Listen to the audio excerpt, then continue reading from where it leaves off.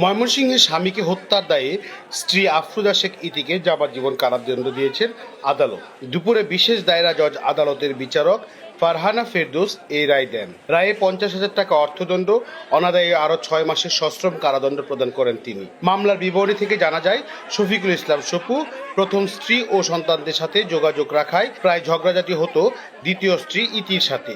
এর জেরে 2019 সালের 10 জুন সন্ধ্যায় ইতি সপুকে শ্বাসরুদ্ধ করে হত্যা করে হাবুন ব্যাপারী মোড় এলাকার বাড়ির সামনের পুকুরের কুচুরিপানার ভেতরে লুকিয়ে রাখেন। 13 জুন পুকুর থেকে সপুর মরদেহ উদ্ধার করে পুলিশ। এই ঘটনায় নিহতের মা কোতোয়ালি মডেল থানায় ইতি ও তার ভাই দিন ইসলামকে আসামি করে হত্যা মামলা দায়ের করেন। মামলায় তদন্ত ও সাক্ষ্য গ্রহণ শেষে আদালত ইতিকে যাবজ্জীবন কারাদণ্ড এবং দিন ইসলামের বিরুদ্ধে অভিযোগ প্রমাণিত না হওয়ায় আদালত তাকে খালাস দেন।